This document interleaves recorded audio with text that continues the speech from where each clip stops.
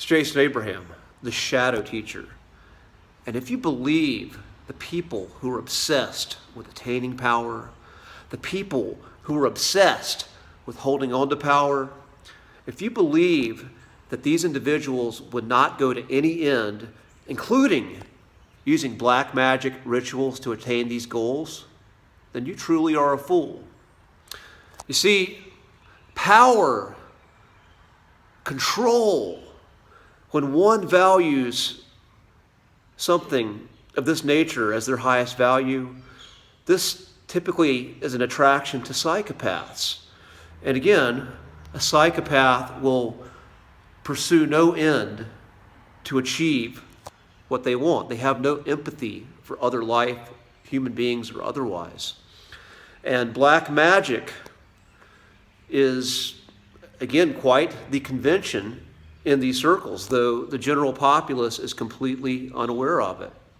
See, the powers that rule the world, they use astrology and magic rituals to harness energy from the unsuspecting public.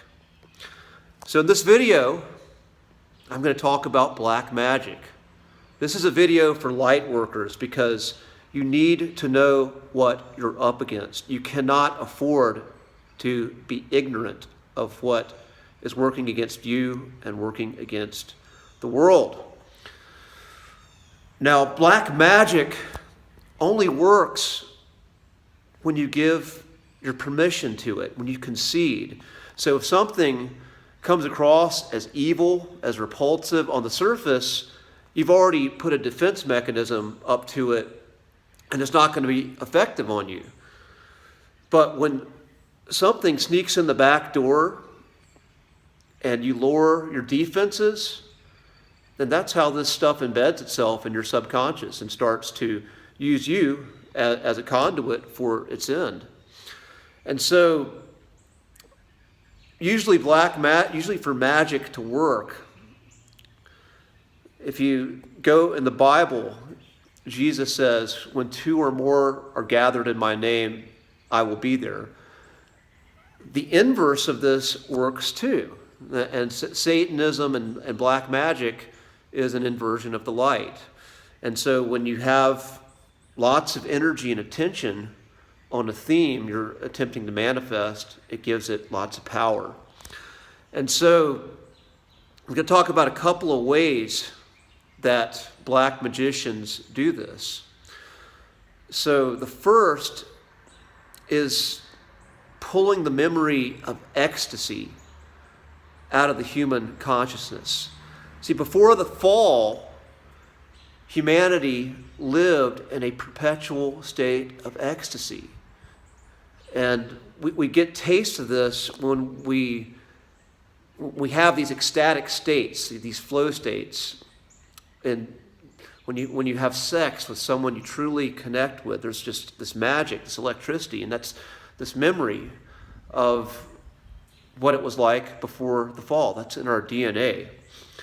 And a black magician is going to use a perverted version of this. They're going to use imagery and sounds and sensations that pull on this memory, whether you know it or not. And they're going to use mechanisms that are going to allow lots of attention to be put on their display, which their visual, sonic display. So usually these power structures, you have to have access to a means in which you can get attention on what you're doing. So television, media, social media, radio, older form, not as powerful, but television and social media are incredibly powerful because you have the sonic and the visual. And again, when you see something that stimulates you, you may not know what the actual agenda is, but it's getting into your subconscious and you're given some power to it if you start to engage with it emotionally. Again, that doesn't mean if you watch something, again, as a light worker, one of your skills is being able to see this stuff, but have a resistance to it. Be able to see what's going on, so that way you can see the agenda that's being played out before it happens, and you can start working your light magic to resist it, to give the opposition, to hold the balance.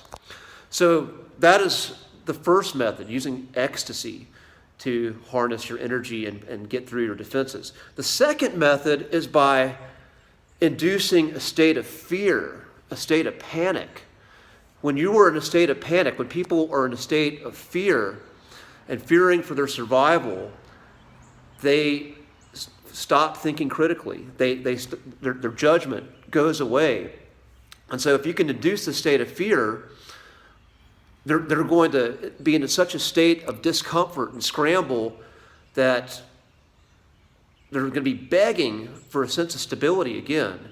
So if you induce such a heavy state of fear and then follow that fear, and again, while they're in that state of fear, you're giving them messages. You're breaking down their resistance. You're breaking down their existing will and beliefs.